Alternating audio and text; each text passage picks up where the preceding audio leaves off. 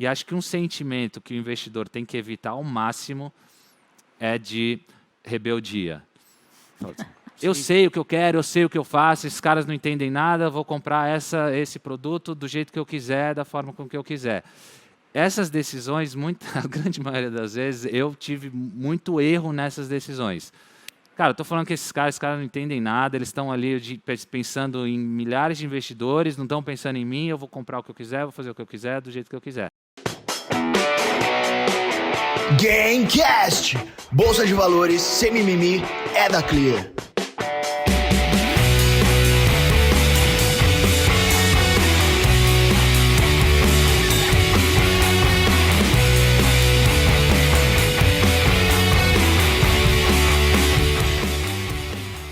Fala pessoal, seja muito bem-vindo a mais um Gamecast. Aqui a gente fala de bolsa de valores sem mimimi. E hoje, num evento todo especial aqui na Expert, a maior feira de investimentos do mundo. Tudo bem, Roberto Indec? Como é que estão as coisas? Fala, André Moraes. Não estou com saudade de te ver presencial, mas estamos aqui hoje, novamente, na Expert XP, o maior evento do mercado financeiro do mundo. Ano passado nós trouxemos a primeira voz internacional para o Gamecast. Oliver Velez. E hoje mais um artista internacional, né? E tomara que a última vez nesse formato, né? A gente está aqui 6 pessoas, todo mundo um longe do outro, como tem que ser, né? Mas se Deus quiser, ano que vem esse negócio de pandemia já vai ter acabado, a gente vai estar lá na maior feira, todo mundo junto, né? E tomara. De forma presencial. Tomara. Mas já falamos demais. Tá, então vamos lá. Vamos lá passar para elas agora do game delas. Vou empurrar a bola para você, Biazinha. Como você tá? Tudo bem? Bom dia. Eu tô ótima. Vocês acharam que vocês iam estar sozinhos hoje? Claro que não. A gente uniu Gamecast com o Game Delas. E hoje, gente, nós temos convidados muito especiais, né, Martinha? E queria dizer o seguinte, viu? Convidados que talvez sejam até mais experientes do que a gente. Tanto em criptomoedas como tempo de mercado. Em mercado brasileiro. Vai ser um papo, no mínimo, sensacional. Eu posso dar o prazer pro Betinho e chamar o nosso primeiro convidado, porque eu sei que ele é Se você não fizesse isso, você sabe que ia ter punição, né? Você já trouxe a camiseta? Você já pegou o... A camiseta fica para depois. Depois? Fica para depois. Quem é nosso convidado, Betinho? Nosso convidado simplesmente jogou no maior... Isso aqui, praticamente, vamos falar, André, a verdade, né? O Gamecast é quase um anexo do São Paulo Futebol Clube, maior clube da história desde 1935. Ele que está com a gente, foi formado nas categorias de base, jogou no Milan, no Real Madrid, seleção brasileira, muitos títulos, melhor do mundo. Obrigado pela presença. Kaká está aqui com a gente no Gamecast pela primeira vez. Obrigado vocês aí pelo convite. Meninas, muito obrigado pelo convite. Espero que a gente possa bater um papo legal aqui e eu contar para vocês um pouco da minha experiência aí com o mercado financeiro. E nós temos também a nossa convidada, que é especialista em criptomoedas, e eu acho que tem tudo a ver, inclusive, com o ESG, né, Nanda? Se apresenta para a galera e muito obrigada por aceitar o nosso convite. Eu que agradeço, é sempre um prazer falar de um assunto tão fascinante como o Bitcoin e outras criptomoedas. Para quem não me conhece ainda, eu sou a Nanda Guardia e temos muito assunto para hoje. Bacana. Muito legal, vamos conversar. A gente sempre gosta de contar história, né, Indec? Porque histórias não envelhecem, né? E aí eu queria começar perguntando ao Kaká a sua história no mundo de investimentos, né, cara? Quando que veio essa ideia de investir o teu dinheiro e principalmente de investir na renda variável? Porque hoje parece óbvio, mas há 15 anos atrás não era óbvio, porque a renda fixa era um negócio grande aqui no Brasil, né?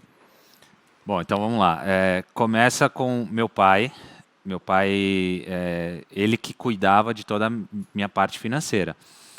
E aí eu gosto sempre de começar com isso, porque eu acho que a importância nossa, né, dos pais e dos líderes em geral, é de formar outros líderes ou outros que tenham conhecimento. E meu pai nunca foi aquele pai que falou assim, não, deixa o dinheiro aqui, eu vou te dar uma mesada e você, mesmo que o dinheiro seja seu, mas como você não tem capacidade, eu vou te dando um dinheiro para você tocar. Foi ao contrário. Ele falou assim, eu vou administrar por um tempo, mas todas as reuniões com os bancos e decisões, você vai estar junto. Era meio que uma obrigação. Então, eu participava das reuniões, ia nas decisões, e eu sabia tudo aquilo que estava acontecendo. Por mais que meu foco era dentro de campo, eu já sabia um pouco do que estava acontecendo fora. E aquilo foi gerando em mim um interesse, e eu via que eu gostava daquilo ali. Em casa, a renda variável era um pouco um tabu. Meu pai é extremamente conservador, até hoje, Eu e meu irmão, a gente tenta levar ele pelo menos uma parte para a renda variável, mas não é tão simples. Mas ele sempre foi muito avesso a isso. E nas viagens da seleção brasileira, iam alguns convidados. Entre os convidados, tinham sempre alguém do mercado financeiro. Em uma dessas viagens, tinha um convidado que era dono de uma corretora. E eu, batendo papo com ele ali, me interessei muito pelo mundo da renda variável. E aí ele falou, olha, quando terminar aqui esse período de seleção, vai lá na corretora, passa uns dias lá para você entender um pouco daquilo que é esse mercado. Isso foi em 2005. 2005. E aí eu volto desse período com a seleção e vou para a corretora e faço um estágio, um pequeno estágio ali de uma semana. E aí passo por todas as áreas da corretora, vendo como é que funciona. Cara, aquilo ali para mim foi vamos dizer, o paraíso, né? Que eu fiquei extremamente empolgado, extremamente um mundo novo, curioso, querendo saber, querendo operar, querendo fazer. E aí, assim, agradeço muito o pessoal da corretora, porque eles primeiro botaram o pé no freio e falaram, calma que isso aqui não é também, não é... Tem que ter um mínimo de conhecimento, tem que ter uma consciência daquilo que está acontecendo. Eu falei, não, tudo bem. Abri uma conta na corretora, baixei o home broker no meu computador. Nessa época eu jogava na Itália e ficava em contato com o pessoal da corretora o tempo inteiro. E aí toda a premiação que eu ganhava, não salário, toda a premiação que eu ganhava, eu colocava nessa conta de renda variável. E aí virou o meu segundo trabalho, porque eu treinava de manhã. À tarde, quando eu chegava em casa, abria o meu computador, home broker, e 5 horas, 4 horas de fuso horário era a hora que estava abrindo o mercado aqui no Brasil. Na época a gente usava era o MSN ainda na época, né? Abria o MSN aqui com os caras da corretora, e ali batendo papo com eles e operando.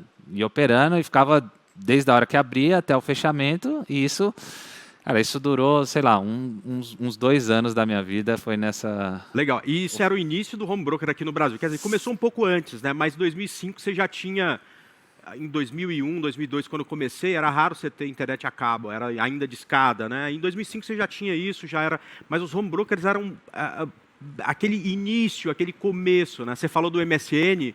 Era um lugar onde a gente conversava com outras pessoas que gostavam da mesma coisa que a gente. E era escrito, né? Aí depois veio o Skype, eu não sei se você chegou a essa fase, que aí você começava a falar com 2 ou 3 e tal, para tomar decisão apoiado com a decisão de outros e tal, né? Uma época bem legal.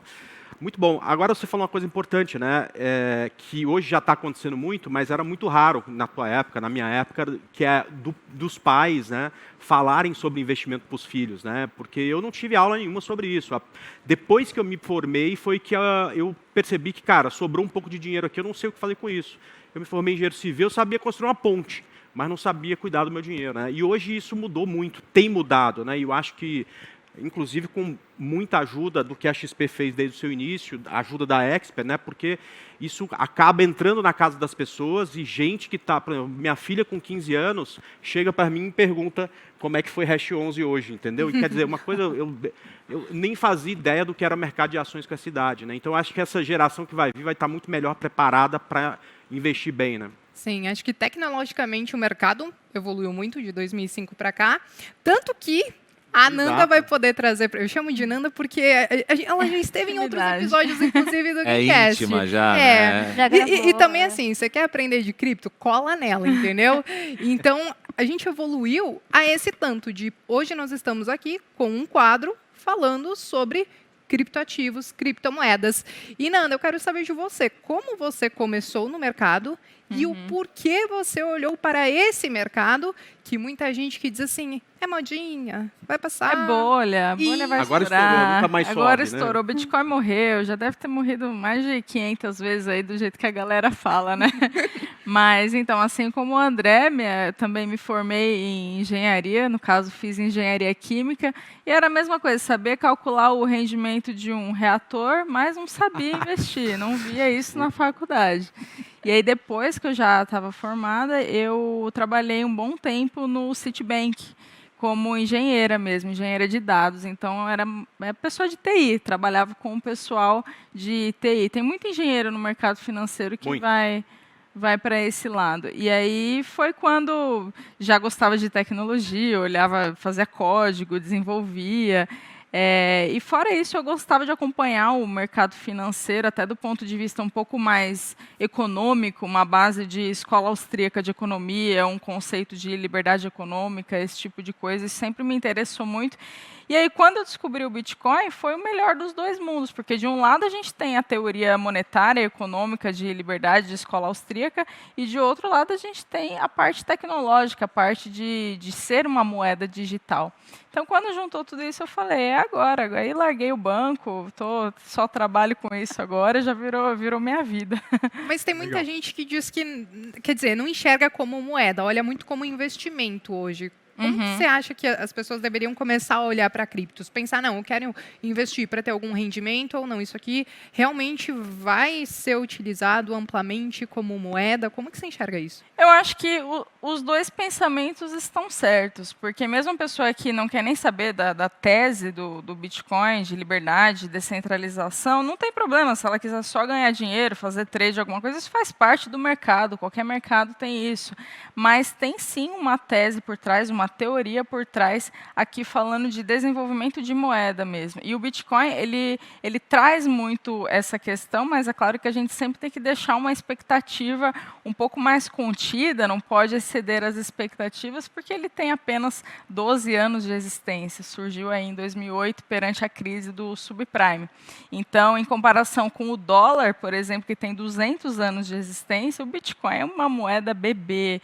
Então, ainda a gente está num processo aí de desenvolvimento, e para o longo prazo, a tendência é que sim, se torne uma moeda propriamente dizendo. Hoje a gente está nesses estágios iniciais de desenvolvimento. Então, os dois pontos de vista são corretos, tanto da parte de investimento, como alguém quer só comprar para ganhar dinheiro, fazer um trade, alguma coisa assim, tanto do ponto de vista ali de tese e pensamento de longo prazo.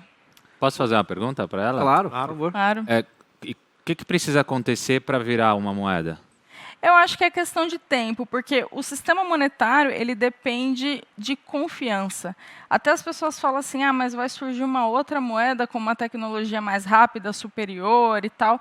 Mas não é uma questão puramente tecnológica. De nada vai adiantar ser uma moeda super revolucionária se as pessoas não confiarem naquilo, se as pessoas não enxergarem valor naquilo. Até o Mises cita muito isso em Ação Humana, essa questão do valor, do quanto que as pessoas enxergam e confiam naquilo. Então, para mim, é puramente uma questão de tempo até que as pessoas passem a enxergar o Bitcoin como uma moeda de fato descentralizada e enxergar as vantagens que nós temos aí em relação ao Bitcoin. Posso te dizer uma coisa que eu acho que também, pelo menos para mim, atrapalha? Por exemplo, eu vou viajar daqui a um mês para o exterior. Eu compro dólar e fico tranquilo. Pode ser que o dólar suba um pouco, caia um pouco, mas está tudo certo. Eu acho que essa alta volatilidade que ainda tem nas criptomoedas impede, por exemplo, que eu faça isso. Então, isso talvez impeça, neste momento, de ser alguma coisa mais forte, de virar uma reserva de valor, por exemplo. Né?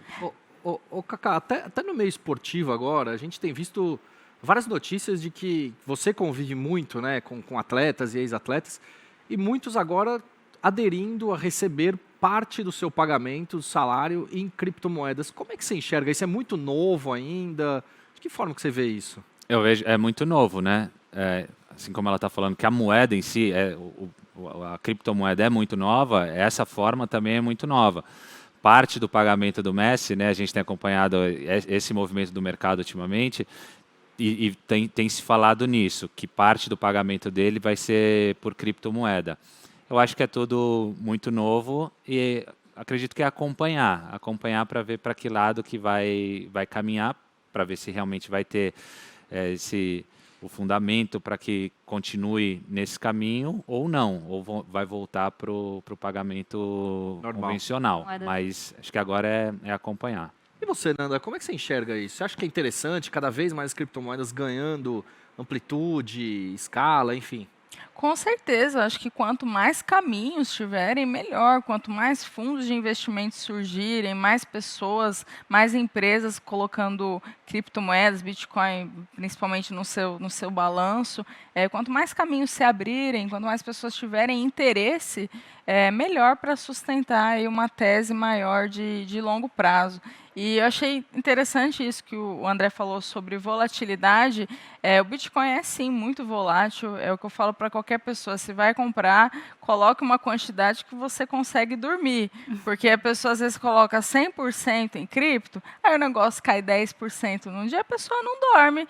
E aí fica lá mandando e-mail lá para a gente. O que aconteceu? Por que caiu? Então, a gente tem que estar preparado para essa volatilidade. E por que é volátil? Porque a demanda é fixada em 21 milhões de unidades, não existe uma empresa, não existe um governo, não existe um agente centralizador. Então, o mercado, o preço, ele vai oscilar conforme o livre mercado. E isso causa essa volatilidade. Mas, à medida com o passar do tempo, que essa demanda for ficando mais previsível, a tendência é que sim, estabilize. É claro que não dá para a gente prever o que vai acontecer, eu estou aqui citando uma das hipóteses, né? Então, temos aí que acompanhar para ver. Ô, Martinha, você que é a mais jovem aqui desse sexteto aqui, vou pedir para a diretoria mudar a parte do seu salário para criptomoedas. O que você Eu acha? fecho, tá fechado. Você fecha? Fecho, tá fechadíssimo. Vamos fazer meio a meio. Aliás, Nanda, eu acho que essa adesão lenta e gradual, ela faz parte do processo de trazer essa confiança para a criptomoeda. Eu sou total a favor de criptomoedas, já operei também. Eu até comentei já com o pessoal, já comprei Bitcoin lá em $10 mil, vendi a 13, achei maravilhoso. Agora eu olho ele nos 50 e falo, nossa. Essa é a definição de dor de corno, né? É tipo isso. E eu achei um trade lindo. Eu falei, nossa, comprei a 10, vendi a 13, achei sensacional. E aí, enfim, parei de operar um pouquinho e agora eu olho, está lá nos 50, né? Já foi nos 60, enfim. Mas eu acredito também, mas eu queria saber se você acredita que em algum momento lá na frente, a criptomoeda, ela vai ser trabalhada junto com a moeda fiat ou ela substitui a moeda fiat? Olha, excelente pergunta. Tem duas hipóteses para isso. A primeira é que o que estimula o consumo é a inflação. Por que as pessoas muitas vezes gastam, às vezes se endividam, gastam tudo que tem? Por quê? Porque se aquela moeda estatal está sendo continuamente depreciada pelos governos, e aqui eu não vou entrar em um governo específico, eu estou falando em governo geral, até poderia fazer uma discussão política, mas não é o intuito, eu acho que ia dar muita treta, mas enfim, à medida que os governos vão depreciando as moedas estatais, isso acontece com qualquer moeda, como real, euro, dólar, o valor vai tender a zero em algum momento. Então, uma das hipóteses é que sim, haja de fato essa substituição, porque as pessoas vão começar a enxergar o Bitcoin como reserva de valor, outras soluções de análise off-chain, como a Lightning Network, enfim, para a escalabilidade do Bitcoin como forma de pagamento. Então, existe essa teoria de substituição, mas também tem um outro ponto de que as moedas estatais nunca vão deixar de existir, elas vão continuar existindo até para estimular esse consumo e o Bitcoin vai parar aí na questão da reserva de valor. Então, acho que assim, são dois caminhos possíveis e a gente precisa acompanhar para ver o que vai acontecer. Eu queria puxar um papo para trás, e aí eu vou no lado da educação financeira de vocês dois. No meio onde você vive, Kaká, recentemente a gente conversou com um jogador também que foi da Seleção Brasileira de Basquete, o Guilherme Giovannoni, por muitos anos. E ele disse que no meio do esporte as pessoas não se conversam no vestiário, poucas pessoas ajudam nesse lado da educação financeira. Você acha que isso vem mudando? Esse lado hoje, por exemplo, de ter muitos influenciadores, muita gente falando, o lado das criptomoedas também, trazendo muita novidade. Você acha que isso tende a mudar ou você acha difícil que o pessoal é um pouco mais fechado mesmo? Eu acho que tende a mudar, até porque hoje, como a gente está participando de um evento como esse, que o conhecimento aberto, né, tem essa possibilidade muito maior de você ter acesso a esse conhecimento. Antes, como o André falou, ou você tinha em casa uma educação financeira, ou você ia atrás de algum tipo de conhecimento, livros, enfim, aquilo que seja. Hoje, tem muito mais isso aberto. Ainda tem uma parte, vamos dizer, de timidez do atleta. Eu trazendo isso para o meio do futebol. Então, o jogador de futebol, ele tem um pouco receio de falar sobre esse assunto, porque muitas vezes ele não sabe. Então, muitas vezes é outra pessoa que toma conta. Então, tem um pouco esse lado ainda desse receio. E tem o receio de você cuidar do dinheiro dos outros. Sei que isso é um talento, porque quem realmente sabe fazer isso é um talento, é uma habilidade. Mas no meio que a gente vive, se você já não tem tanto conhecimento, falar o que o seu companheiro deve fazer é realmente muito difícil. E aí a gente tem várias histórias bacanas. Tem uma do Boi Gordo na época. Fazendas Reunidas Boi Gordo. Fazendas Reunidas Boi Gordo. Pô, o cara foi lá, iam lá nos clubes e, cara, vendia a história para os atletas. E aí vários atletas na época investiram na Fazenda Reunidas Boi E Gordo. depois teve do Avestruz lá em Goiás também. Teve a Você lembra? Avestruz em Goiás. Então, vem da falta de conhecimento e da falta de educação financeira. Só que aí você vai entrando no bolo ali daquilo que você tem presente. Então, eu acho muito importante, se pode partir dos clubes, por exemplo, já na categoria de base, um mínimo de educação financeira para os atletas, porque o sistema em si é muito cruel. É da noite para o dia que o menino de 17, 18 anos deixa de ganhar, sei lá, 5, 10 mil reais para ganhar 100, 150. Quando eu falo da noite para o dia, é da noite para o dia. Terça-feira eu era um desconhecido, um menino que estava começando a jogar futebol. Quarta-feira eu entro numa final de Rio-São Paulo, faço 2 gols. Na quinta-feira era um super conhecido. Era É Kaká. literalmente da noite para o dia. Na semana seguinte renovei meu contrato e isso vai criando uma proporção que o sistema acaba sendo muito cruel. Se os clubes puderem ajudar dessa forma, falar, olha, já na categoria de base, o menino treina de manhã, à tarde ele tem um curso mínimo de educação financeira para ele entender um pouco desse mercado. Nas escolas, se possível, e claro, em casa, quem tiver condição, mas eu acho que parte da educação. É muito louco isso, né? Porque a gente olha, os jogadores, a carreira de vocês, ela se encerra antes do que a maioria. Vocês se aposentam muito cedo. E às vezes vocês vão ter aquele ápice onde, de repente, você ganhava 5, 10, agora você está ganhando 150, 200, sei lá, 1 milhão. E ter essa consciência de, cara, eu preciso me preparar para o futuro, porque eu vou me aposentar cedo. Mas eu vejo que ainda são poucos que pensam, por exemplo, como você pensou, né? O atleta ele pensa muito no momento. Então, eu acho que precisa ter um pouco esse planejamento de curto, médio e longo prazo. Falta um pouco isso ainda. Ter um pouco esse planejamento, essa estratégia, entender que você vai ter esse prazo, sei lá, 10, 15 anos, onde pode ser que você ganhe muito bem. Porque quando a gente fala que jogador ganha muito bem também, são muito poucos os atletas profissionais, jogadores, que ganham muito bem. A média de salário de um jogador brasileiro é R$ 2.500.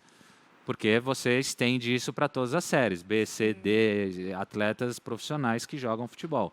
Mas tem um gap aí de jogadores que ganham um valor realmente muito grande, que daria, durante esse período de 10, 15 anos, para fazer esse planejamento, falar, olha, eu consigo, quando eu parar de jogar, viver de renda desse dinheiro, né? Sim. Então é esse planejamento que eu acho que muitos atletas poderiam fazer realmente. Porque... Kaká, eu só queria, se a gente está falando de evolução, você falou que nos primeiros anos você ficou muito imerso, provavelmente fazendo trade, né? Agora eu queria perguntar um pouco da evolução sua como investidor, como você era naquele momento, como você é agora, e se o ganho de experiência te ajudou a passar. Acho que a partir do momento que você começou no mercado, você viveu 2 grandes crises do mercado de ações, uma em 2008, onde você tinha menos experiência, e essa agora, 1 ano e pouco atrás, onde você já tinha bem mais experiência, né? Como é que foi passar por essas 2 crises? E o que você aprendeu com elas, enfim? Foi muito bom. Realmente foi muito bom passar por essas 2 crises, porque é um pouco daquela frase, né, que não se faz bom marinheiro sem Mas vento, calma. né? Águas sem calmas. tempestade, com águas calmas. Então, 2008, um desastre total, como investidor, pessoalmente. Porque antes de ter a crise do subprime, eu tinha algumas posições em ações, e o principal para mim era eu tinha uma posição num produto estruturado. E aí, foi 6 meses, 1 ano antes que eu entrei nessa posição, quando veio a crise do subprime, bateu no meu limite da minha proteção e eu acabei ficando com as ações.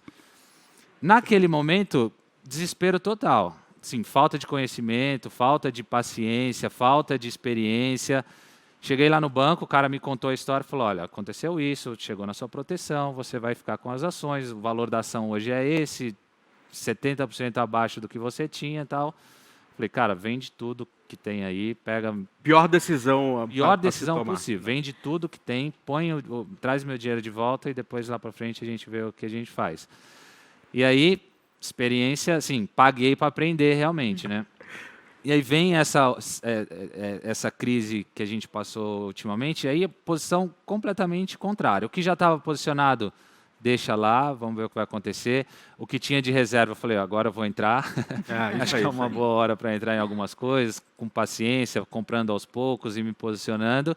E aí tive um outro comportamento de crise, assim, que realmente para mim foi muito melhor como resultado. E assim, a sensação também é muito mais legal, assim, sabe? Eu tive paciência, eu fui um pouco mais racional, fui menos emocional. Então, ter passado pela experiência de 2008 foi muito bom, mesmo que tenha sido pesado com relação à perda financeira, mas valeu a pena.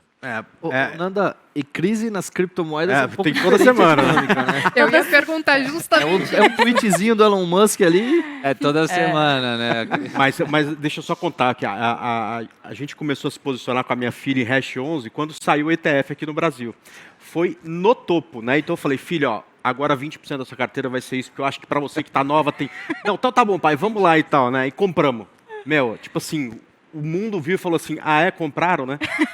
Todo dia ela chegava, e aí, pai? Eu falava, hoje menos 8, né? E aí a gente continuou comprando, agora subiu tudo de novo, ela tá feliz. Mas, cara, passamos um estresse danado. Os meses aí de maio, junho, com toda essa questão da China, de tentar banir a mineração, já tentaram fazer isso várias vezes, e é aquela coisa, não adianta, qualquer governo pode tentar fazer o que for, que será inútil para o Bitcoin no longo prazo, porque tentar banir o Bitcoin é a mesma coisa que tentar banir a internet. O Bitcoin ele vai sobreviver independente do que eu, do que governo, do que qualquer pessoa pense a respeito. Então, realmente assusta o mercado, mas a ideia é que no longo prazo volte aí a valorizar. Mas isso para muitos é um problema, né?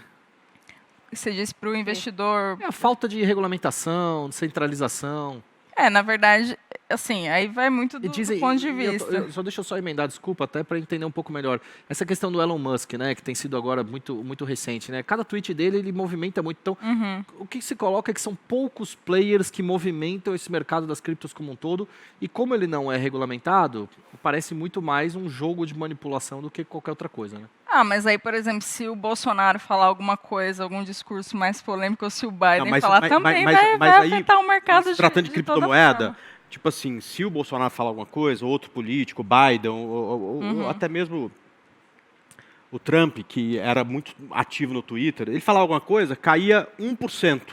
Se o Elon Musk me dá uma tuitada qualquer, ou sobe 10 ou cai 10, entendeu? É uma velocidade diferente, uma volatilidade diferente. Sim, é isso. Isso é uma propriedade desse mercado, né? Como eu falei, a volatilidade ela acontece, por isso que o investidor, que como a gente falou, para quem está começando, precisa ter isso em mente. Não é achar que vai comprar Bitcoin que vai subir em linha reta, bonitinho. E não é para a pessoa colocar 100% do patrimônio no negócio, sabendo que o negócio oscila muito, que nem eu falei, a pessoa não dorme. Então, precisa ter isso em mente. Isso é uma característica de um mercado não regulado, porque por ele não ser controlado, ele segue o livre mercado. E à medida que tem mais demanda, o preço sobe, menos demanda, o preço desce. Enfim, e esses movimentos de mercado, especialmente em relação a Elon Musk e a China, para mim é só ruído, é só coisa que assusta o mercado no curto prazo, mas de forma alguma isso invalida a tese maior do Bitcoin no longo prazo. Agora você falou de China e também Elon Musk. Teve aquela questão polêmica, mas acho que a gente já meio que passou por cima disso, das questões, por exemplo, de utilizar muita energia e de não sei o quê, o quanto você demanda para poder minerar o Bitcoin. E aí a gente entra, por exemplo, no tema ESG, porque a gente tem a parte ambiental no meio disso. Como que as criptos, ou pelo menos parte das criptos, funcionam hoje? Porque eu acho que tem um bom percentual que é de energia renovável ou energia limpa, não é isso? Sim, cada vez mais esse argumento de que o Bitcoin é uma ameaça ao meio ambiente, isso já foi refutado diversas vezes. A gente tem várias soluções que contrapõem esse fato. Por exemplo, El Salvador agora adotou o Bitcoin como moeda legal, foi o primeiro país no mundo, claro, um país muito pequeno, mas ainda assim um país adotou. Desculpa te contrapor de novo, né? E parece até um pouco mal educado, mas não, que a questão de El Salvador me parece uma questão específica pelo modelo de governo daquele país e que isso muito se discute, né? Não, sim. Corrupção, etc. Mas aqui falando da questão de energia, O ponto é que lá eles estão construindo um centro de mineração de energia de vulcão. Então, isso fora outras empresas. Tem uma empresa americana que chama Great American Mining, que o que eles pegam? Eles pegam resíduos, pegam o que sobra do processo de extração de petróleo e esse resíduo é utilizado como matéria-prima, como fonte para a produção de energia para a mineração. Então, sim, isso é um problema, vamos dizer, é uma questão, é um desafio, mas cada vez mais a gente tem mais soluções aí voltadas por essa questão de energia, para depender cada vez menos do carvão e aí entrar na questão de energia sustentável. O próprio ESG, ele chama a tecnologia para resolver, já que ESG tem a ver com o processo e não com o produto final, não é o Bitcoin em si, é como é que a gente vai minerar, no caso da mineração. São dois assuntos que eles sempre vão ficar ali rodando, um chamando o outro, porque eu penso que a tecnologia, ela pode fazer com que esse gasto de energia seja otimizado. Você usar menos energia e minerar mais ou minerar melhor, né? Não só Bitcoin, como outras criptomoedas também. Exatamente.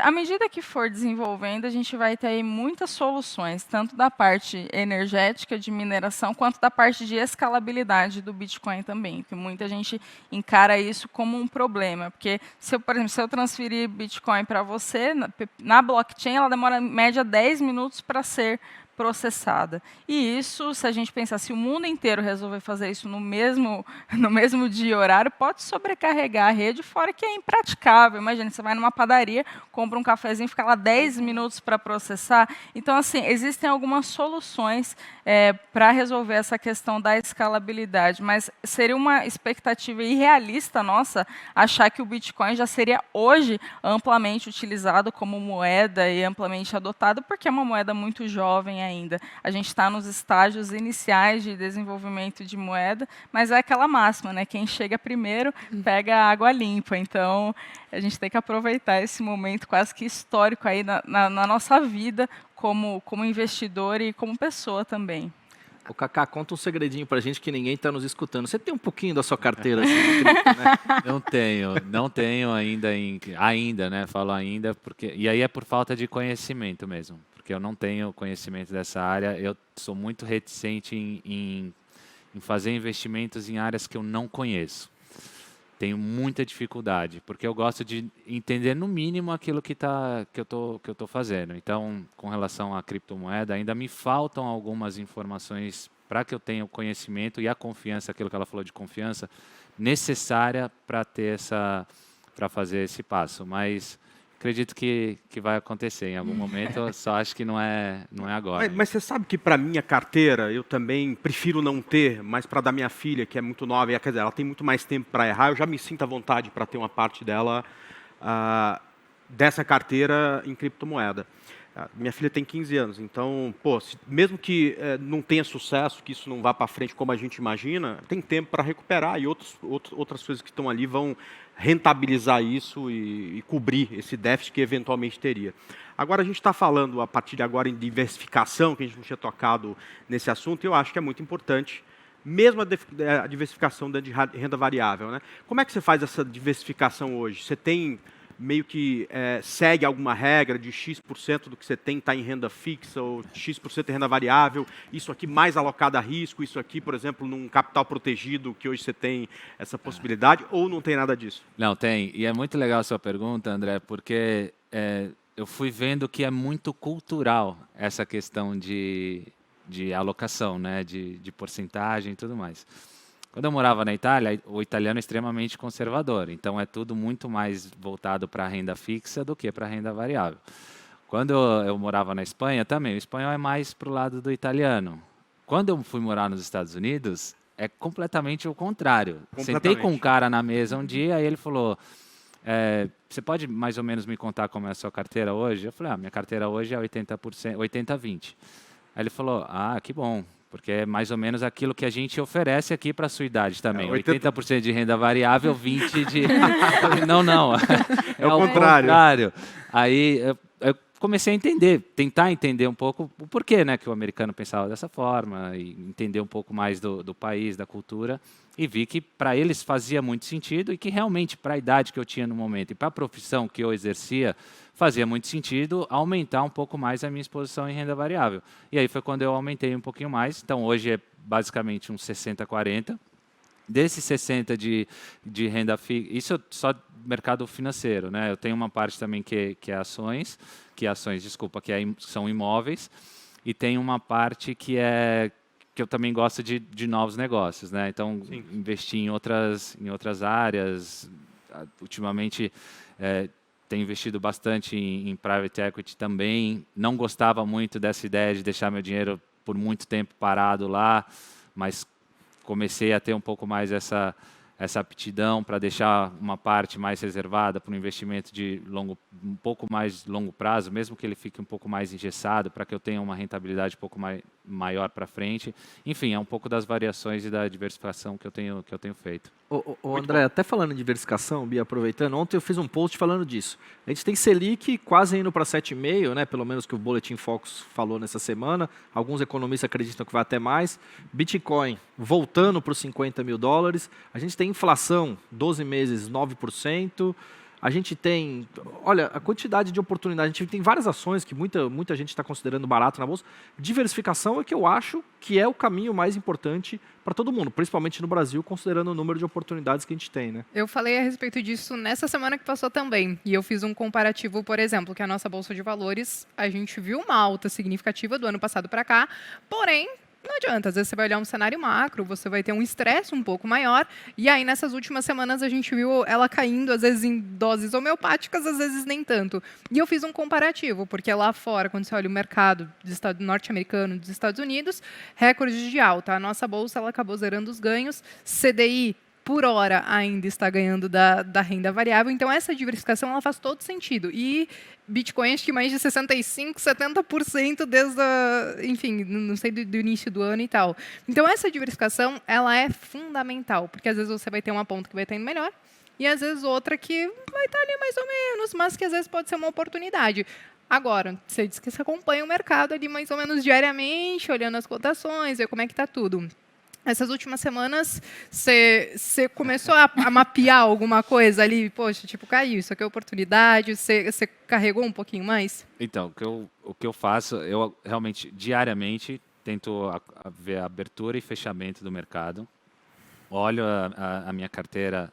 Quando eu falo minha carteira, porque a maior parte é com gestores e deixo essa parte com eles. Mas tem um pedacinho, que eu gosto de... que eu Cara, gosto de... apertou o botão comprar ou vender uma vez, nunca mais lá. Então tem essa parte. Então tem uma parte da minha carteira que gosto de tomar conta, assim, de fazer essa decisão de compra e venda. Claro, sempre com muita informação, vou atrás, procuro saber.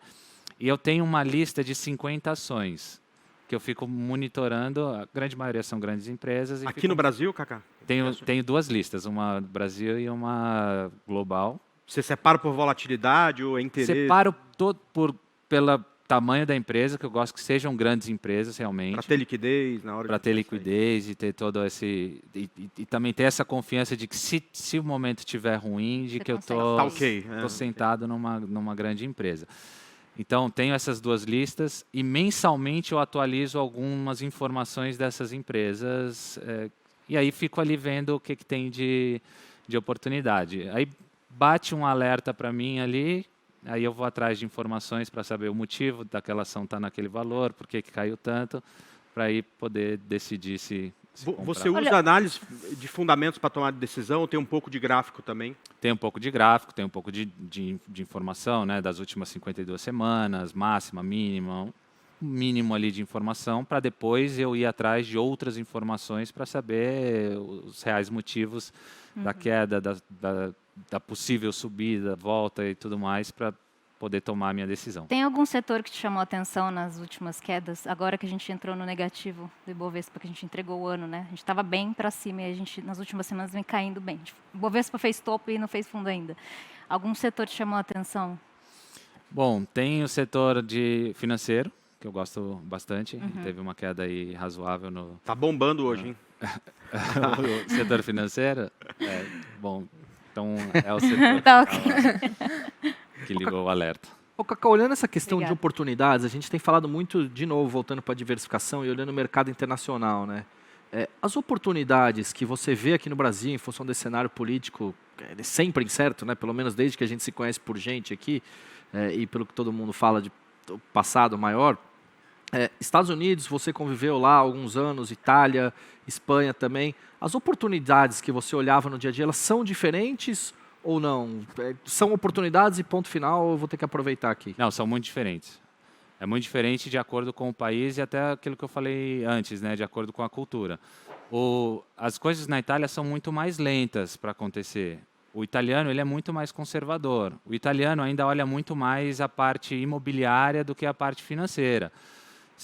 Claro, a população um pouco mais velha também, então é um pouco mais conservadora. Os jovens já olham um pouco mais essa diversificação, olhando renda variável e tudo mais. Mas se chega lá para uma família italiana, o cara tem não sei quantos apartamentos, ele compra o prédio ainda pela história do prédio, que o prédio foi construído em tal década e tem uma história. Então, essas oportunidades variam muito conforme os países. Eu acredito que o Brasil e os Estados Unidos são muito mais empreendedores de ideias, de tecnologia, de começar coisas novas. O italiano é muito mais para o lado do design, de a parte de imóveis, móveis também, toda essa parte mais artística. O espanhol é mais para o lado europeu mesmo, né, para o lado do italiano, um pouco mais conservador com relação a isso. Então, as oportunidades mudam, sim. E cada país que eu fui passando, eu fui tendo um pouco essa experiência. Então, acabei investindo em imóveis muito mais na Itália do que em outro lugar. Nos Estados Unidos foi muito mais para o lado do mercado financeiro, para o lado da renda variável. Então, tem um pouco essas oportunidades, vamos dizer, diferentes dos países. Agora, Nanda, falando de oportunidade, nós sabemos que existem mais de 7, 8 mil criptomoedas. Era que a pergunta que eu ia fazer é muito boa. Então, porque assim, ó, a maioria conhece Bitcoin, Ethereum, enfim, ADA, Cardano, tem algumas aí mais conhecidas. Mas é isso que eu ia perguntar. E aí o pessoal está muito nessa de querer encontrar oportunidades nas criptomoedas alternativas. Como que você enxerga isso e no que você acredita, assim, que poderia ser oportunidade? Olha, 99 das altcoins, que é o termo que a gente usa para moedas alternativas, não serve para nada. Só serve para enriquecer a equipe de desenvolvedores que lançou. Não tem propósito nenhum, não tem fundamento e a galera pira nesse tipo de coisa. Então, assim, precisa tomar muito cuidado, porque assim, tem mais de 8 mil. Só por uma questão de oferta e demanda, a gente já consegue sacar que dessas 8 mil, boa parte, digo 99%, não serve para nada, não tem utilidade. Então, assim, é o que eu falei de separar o que é ruído e o que é sinal. O Bitcoin, sim, tem uma tese de investimento por trás. O Bitcoin foi uma resposta natural ao colapso financeiro durante a crise de 2008. O Bitcoin é descentralizado, não tem um agente ali controlando uma equipe de desenvolvedores por trás pensando nos seus próprios interesses. Não tem isso. Ele é autêntico, transparente e único, insubstituível. A questão das altcoins, também não estou falando para não ter. Pode ter, mas saiba dos riscos. Saiba que assim, a concorrência é muito maior, porque a gente tem mais de 8 mil. Saiba que boa parte delas não serve para nada e que a única verdadeiramente descentralizada é o Bitcoin, porque não tem uma equipe de desenvolvedores que controla. Logo, não tem um conflito pessoal de interesse por trás. Então, no mercado de cripto, o Bitcoin é soberano e insubstituível. A parte de tecnologia, por exemplo, tem uma diferença muito discrepante da questão tecnológica de programação de Bitcoin para essas demais? Não, total. Aí a gente entra num papo até um pouco mais técnico de tecnologia mesmo, que é até o tema daqui. O Bitcoin ele foi projetado, desenhado para ser uma forma de dinheiro, assim como o dólar, euro, real. Agora, a Ethereum, ou Ethereum também, a segunda maior, já é outro bicho, é outro propósito, porque não é um propósito de ser exatamente uma forma de dinheiro, é muito mais uma proposta de se tornar uma plataforma de desenvolvimento para aplicações descentralizadas. Por quê? Porque as pessoas entenderam que dava para descentralizar o dinheiro e que existem inúmeras vantagens de se fazer isso, e aí pensaram, o que mais na sociedade a gente pode descentralizar? Porque hoje a internet, ela é de certa forma descentralizada, mas a gente ainda é muito dependente de Apple, Facebook, Amazon, empresas relacionadas à internet. A Ethereum vem numa proposta de construir uma plataforma onde, se é possível, subir aplicações descentralizadas. Claro que aí, sabendo programar, no caso, utiliza uma linguagem de programação chamada Solidity, mas a ideia é que qualquer pessoa que saiba, que entenda essa linguagem, consiga subir uma aplicação para diversos outros segmentos. Então, a Ethereum ela não vem com essa proposta de ser uma forma de dinheiro em si, ela é muito mais uma infraestrutura e uma plataforma de desenvolvimento. Então, não concorre com o Bitcoin. E como é que você enxerga alguns bancos centrais querendo implementar uma nova moeda, uma criptomoeda especificamente deles? Eu acho que, assim, não muda nada, porque, como eu falei, podem tentar fazer o que for. O Banco Central pode tentar impedir, China pode tentar banir, Elon Musk pode twittar, pode tentar fazer o que for. O Bitcoin ele só vão conseguir matar o Bitcoin o dia que ele se tornar inútil e obsoleto, o que é muito difícil, porque ele é mantido vivo em muitos países por muitas pessoas. Então, claro que é muito positiva essa notícia em termos de que a gente estava falando de informação, das pessoas olharem para isso e falar, olha, agora não é mais um assunto de criança, não é mais assunto de adolescente, não é mais brincadeira, já tem aí instituições por trás, já tem governo, já tem bancos, já tem fundos de investimento, traz um amadurecimento para esse mercado, mas em termos de tese para o Bitcoin ou de ameaça, absolutamente nada consegue impedi-lo. Na verdade, eu enxergo de uma maneira dessas moedas digitais de cada país ou que os bancos centrais estão pensando, é muito de mostrar, olha, a gente acredita que esse negócio de criptoativos ou enfim, é uma tecnologia que pode funcionar. Então, eu nem acho que nesse sentido afugente tanto assim, ou enfim, seja uma maneira de você querer tirar o Bitcoin ou alguma coisa assim. Não é uma eu acho ameaça. Que isso fomenta o mercado, exato, né? em questão de... E, sim, por esse ponto de vista é muito positivo, porque fomenta, esse termo é muito bom, muito aplicável nessa situação, porque realmente traz mais informação, traz um amadurecimento do mercado. Mas para o cara de moeda digital, pensar em ter uma moeda digital controlada pelo Estado é quase uma heresia, né? Porque a ideia sim. ser centralizado é o que, na minha opinião, mais faz sentido, né? Quando você passa o controle para o Estado, quer dizer, vira igual qualquer outra moeda. Sim, se a gente avaliar o propósito, realmente não tem sentido. É exatamente isso, é uma heresia, porque o Bitcoin ele traz essa questão da independência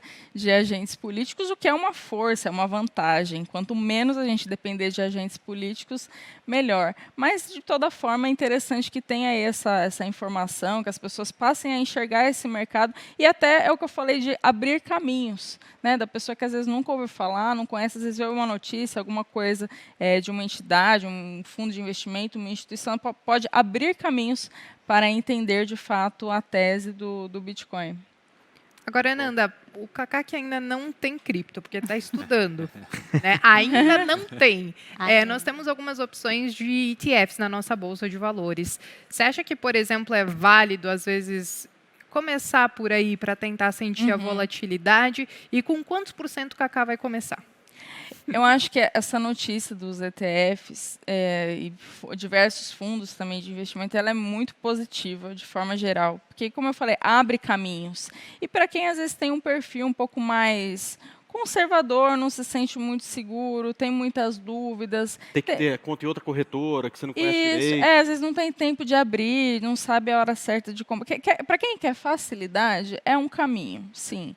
Mas aí, para quem já entendeu essa tese de independência de agente político, de ser inconfiscável, por mais absurdo porque isso pareça, a gente já teve confisco de poupança no Brasil e o Bitcoin ele é imune a esse tipo de agressão à nossa liberdade individual. Conforme a gente vai entendendo essa tese, a ideia é, sim, comprar o Bitcoin mesmo, ter o Bitcoin real. Mas é um caminho super válido para quem está começando, é uma porta de entrada assim, bastante interessante, dependendo do perfil do investidor. Em algum momento você acha que o Bitcoin, a criptomoeda ela vai se desvincular da moeda estatal? Porque assim, hoje o valor do Bitcoin ele é vinculado ele vale $1, né? O dólar tem um valor de dólares. O Bitcoin ele tem um valor de dólar também. Em algum momento ele vai ter o valor dele?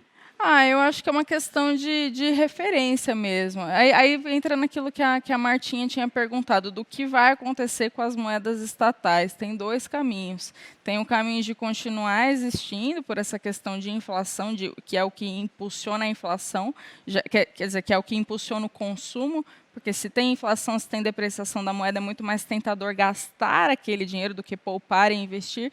Mas tem um outro caminho aí de substituição, de acontecer paralelamente. Então, é muito difícil a gente saber exatamente se vai perder essa referência com moeda estatal, porque a gente tem 12 anos de existência, pouca referência se a gente pensar no desenvolvimento de moeda que pode levar aí 200 anos, como o dólar, ou até mais, tipo o ouro, que tem, sei lá, milênios de anos. Então, realmente tem que acompanhar para ver os próximos capítulos dessa novela. Kaká já vai sair daqui, abrir o home broker, Bia.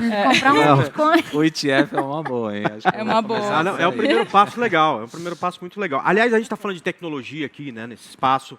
E, cara, como mudou em muito pouco tempo, né? Porque a gente, Kaká, quando a gente começou em 2005, você só podia comprar e fazer um termo, alguma coisa, mais nada. Você não podia abrir venda descoberta, não tinha alavancagem, não tinha produto. Era ação e pronto, acabou. E hoje a gente tem, cara, um mundo de coisa. Quer dizer, inclusive muito com a ajuda da XP, né? Que nesses últimos 20 anos ajudou a transformar o mercado brasileiro. Cara, a gente tem a possibilidade de comprar Apple, né, através de BDR, a gente tem a possibilidade de comprar ETFs, que você consegue entrar em mercados aqui de alguma coisa específica, nos Estados Unidos, na China, um monte de coisa, e isso acaba abrindo porta e ajudando muito nessa diversificação que a gente já falou que é importante. Então, você consegue, diversificado no mundo inteiro, em muitos produtos, inclusive criptomoeda, fazer tudo isso com a conta aberta em uma corretora. Porque eu acho que o que muita gente precisa é dar o primeiro passo. Se você consegue dar o primeiro passo no lugar que você acredita, é muito mais fácil, né? Por isso que eu acho que esses ETFs ajudam muito a democratizar Total. esses investimentos aqui no Brasil, né? Agora, até a questão de aplicativo. O Kaká antes ele disse que tinha um monte de monitor uma vez lá na casa dele para acompanhar o mercado de ações. É Hoje mesmo? você faz do celular. Sim, você deu uma virada, né, do seu jeito de investidor ao longo dos anos. Conta pra gente. Muda bastante, né? Até por questão da tecnologia mesmo. Hoje você abre um aplicativo, você abre o home broker no telefone, e aí você compra e vende por ali. Então, essa evolução tecnológica facilita nessa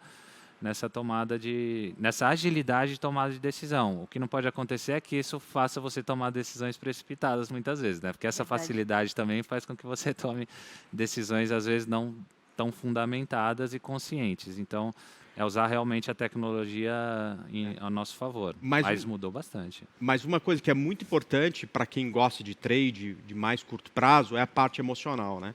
E o que você falou é muito verdade. Quando você sai fora do que habitualmente se encontra no mercado, se você não está preparado, você acaba tomando decisões que certamente vão te trazer prejuízo no longo prazo. Pode até que você acerte uma ou outra, mas no longo prazo acaba trazendo prejuízo.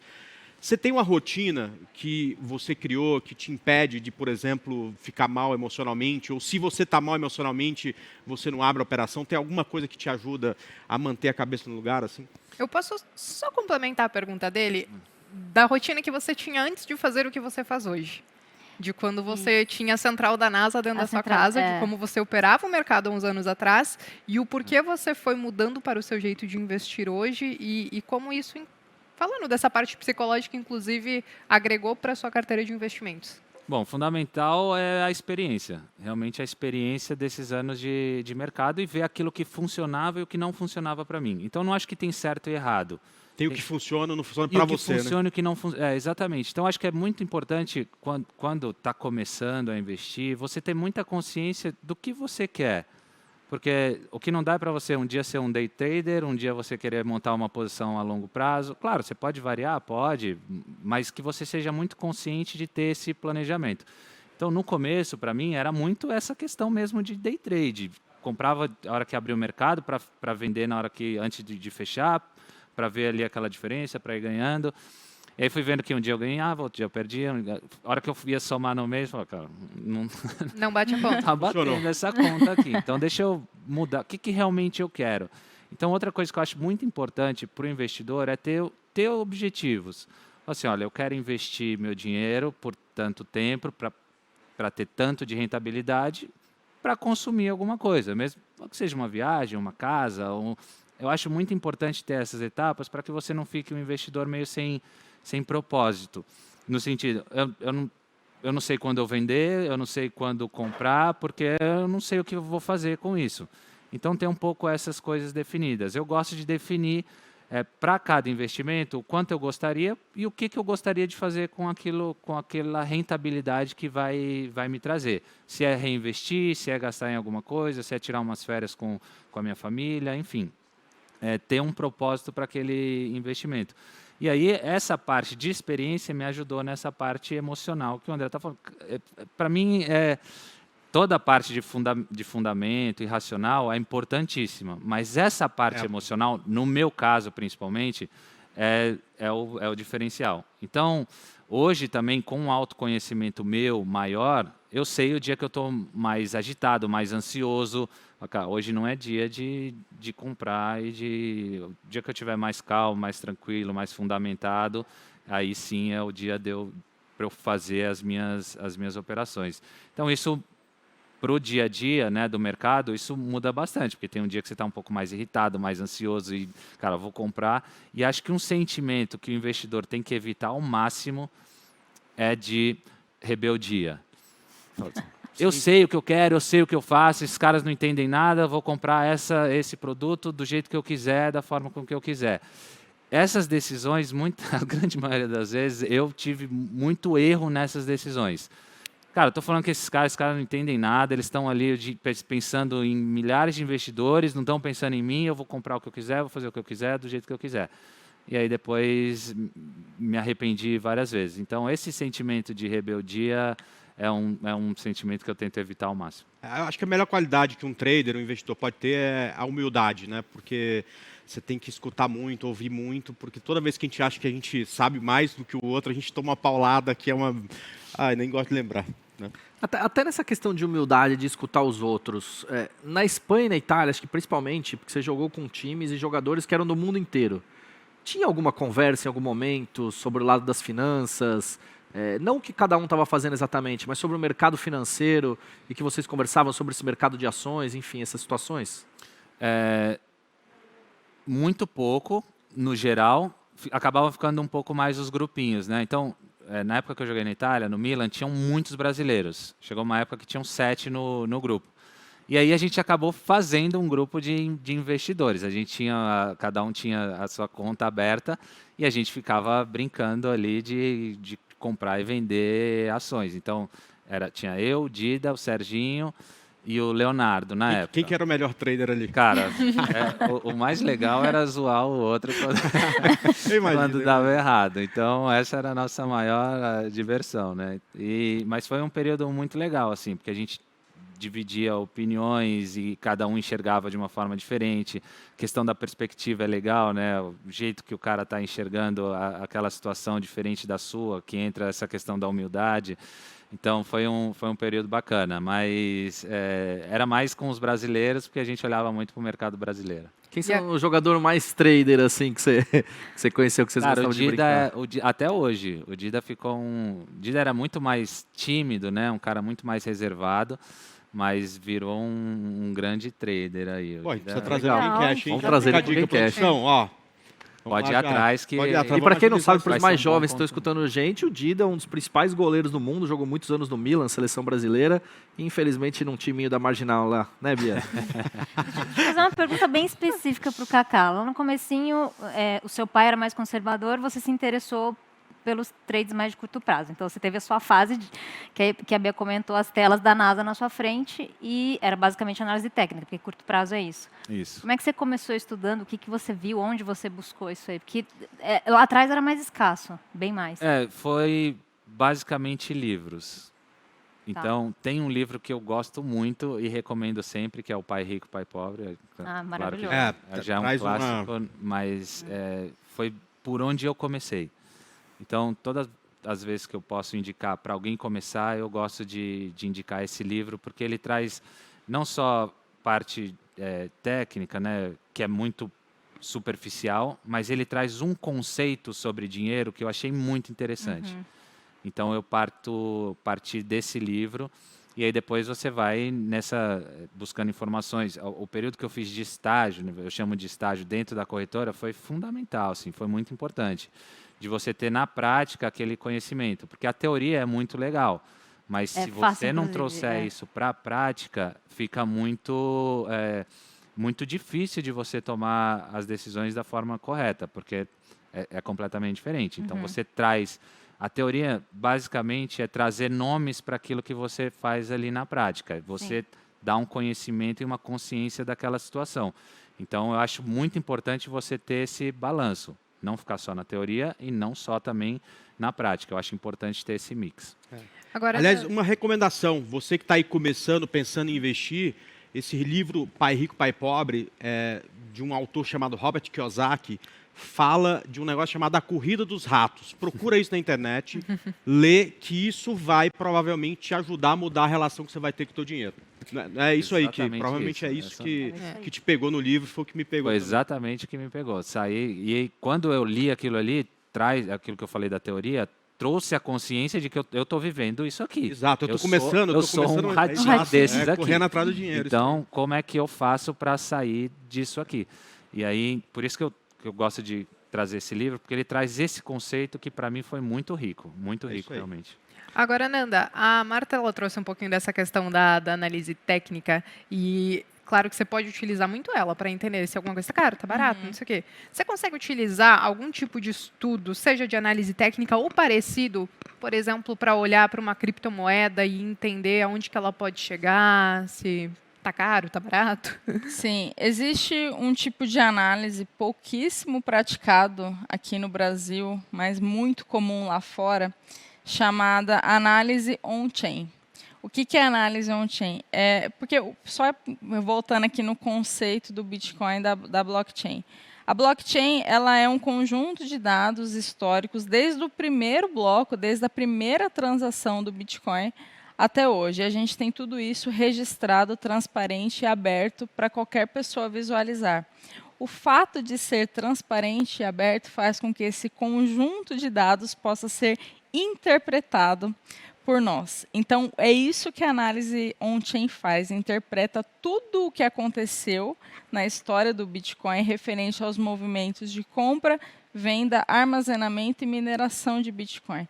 E dependendo de como está o mercado, se tem mais gente comprando, mais vendendo, mais armazenando ou enviando de volta para as exchanges, quantos endereços ativos, quantas pessoas novas estão entrando, qual que é o balanço nas carteiras dos mineradores, quanto que essa rede está sobrecarregada ou está um pouco mais morna. Todos esses dados eles são transparentes para nós e aí a gente consegue fazer uma relação com os preços e entender, olha, no passado, em tal ciclo, e aqui quando eu falo de ciclo de Bitcoin, estou falando especificamente dos halvings, que acontecem aproximadamente a cada 4 anos, 2016, 2012, 2016 e 2020. Uma vez ocorrido o halving, o Bitcoin tende a entrar em bull run, porque o halving ele dá aquele choque na oferta e os preços tendem a subir. Por isso que a gente teve essa subida máximas históricas aí em 2021. E todas essas questões de como que o preço ele se movimenta, como que é esse efeito de preço em relação à oferta de moedas em circulação, todos esses dados nos permitem fazer uma análise do atual ciclo do Bitcoin e estimar aí para um período de pelo menos 1 a 2 anos se tem tendência de alta ou de baixa. E tem tendência de alta? Tem. Olha aqui, ó, aí essa eu queria. Vai comprar duas vezes ali, já vai comprar dobrado ali, André. Olha, é muito difícil assim, a gente falar do que vai acontecer no futuro, porque é renda variável, né? A gente não tem certeza, mas em comparação aos ciclos anteriores, 2013 e 2017, que a gente também teve essa subida de preços, seria muito atípico se esse atual ciclo tivesse acabado. Até fazendo uma questão gráfica aqui, olhando puramente o gráfico do que aconteceu esse ano, o o Bitcoin ficou sambando ali na casa dos 57 mil dólares, 58, 60, aí baixava para 57 de novo. E isso não tem cara de pico de ciclo. Isso é muito mais quase que uma formação de um suporte ali no gráfico do que pico, porque o que é pico? Quando forma uma pontinha ali, o negócio cai. Então, realmente, seria muito atípico se esse atual ciclo tivesse acabado. E estou, sim, otimista em relação aos preços futuros. Legal, Ô, Nanda, desculpa, eu queria aproveitar que o Kaká enfim, outras criptomoedas. Você acha que muita gente entrando e às vezes assim pode estar com alguma visão diferente, um comportamento diferente, isso pode, por exemplo, impactar num ciclo que talvez a gente está esperando, mas que talvez não aconteça. Por quê? Você olha para a nossa bolsa, muita gente parece estar faminta por empresas de tecnologia. E aí as outras empresas que a gente diria que são empresas de valor, sei lá, o Kaká falou de banco, por exemplo, eles ficam ali um pouquinho meio abandonadinhos e tudo mais, mas talvez no momento onde a galera começa a ficar com certo receio, pode voltar a olhar para essas empresas. Você acha que rola isso de comportamento dos investidores? Ou até mesmo quando você vê um grande player movimentando o mercado, se isso pode influenciar no rumo das criptos? Sim, muito, muito bom isso. Inclusive, esse tipo de informação de idade das moedas em circulação é algo que a gente consegue ver em análise on-chain. É fantástico. E assim, os topos de ciclo, eles normalmente são marcados por moedas mais jovens em circulação.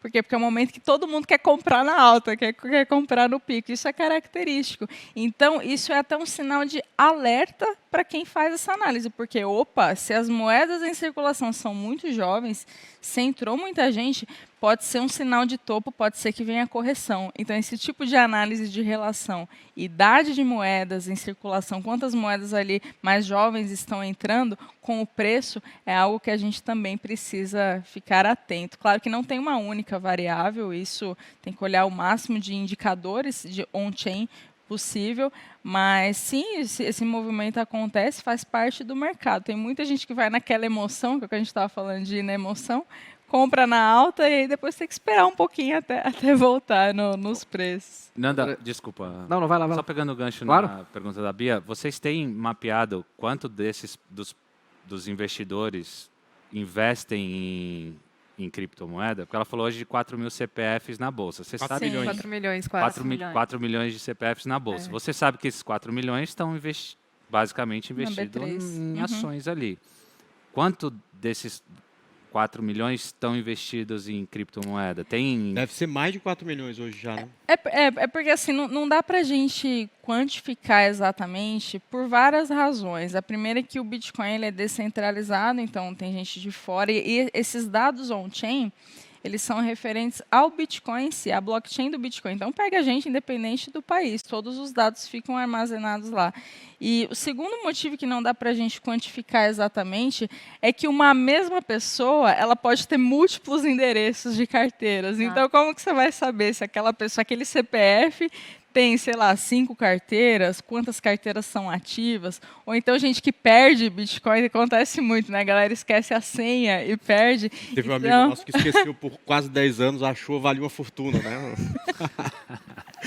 Aí é bom. Então, assim, quantificar exatamente não tem como por causa desses fatores. Aí Até da pra própria mapear propriedade pouco mesmo. quanto pode crescer, né? Sei lá, de investidores Mas- ativos, sei lá, 10% investe em criptomoedas. Mas não tem Você sabe que tem um estimativa? 90% para... Assim, de cabeça não tenho esse dado. Talvez via Hash 11 daria para a gente quantificar, mas Aliás, assim, hoje é o segundo maior ETF negociado na Bolsa Brasileira, Sim. né? Olha E que foi legal. recém-lançado.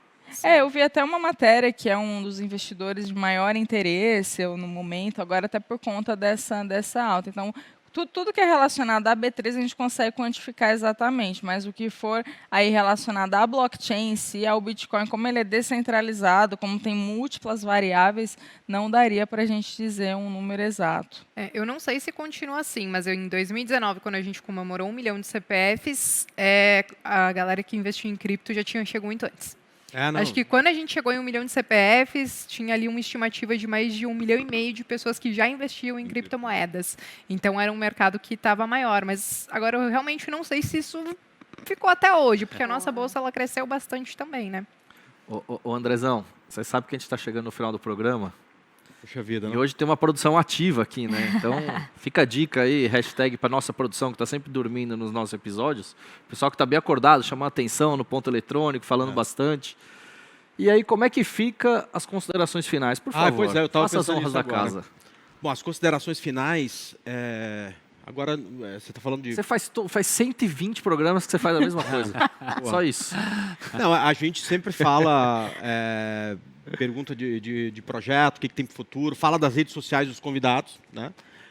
Não precisa falar para mim, você tem que falar para os Não, convidados. tem história de pedir música, mas acho que aqui não tem Não jeito. vai rolar também, música. aí o vamos Casaca lá. coloca depois lá também. Queremos julgar o Por favor, gosto vai. Não, musical. primeiro que legal a gente ter um espaço aberto para falar sobre esse tema aqui, poxa, na Expert, né, cara, a maior do mundo, né? Então, muito bom poder falar, conhecer a história do Kaká, a história Maior do Nanda. mundo com o maior do mundo. É, isso aí, Olha. isso aí.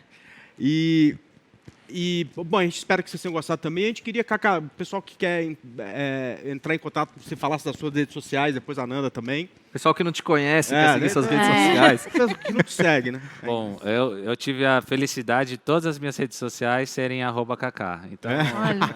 ajuda bastante, né? Então, super fácil aí, Facebook, Twitter e Instagram. E tem uma que você é mais Arroba- ativa, que você está colocando mais coisa?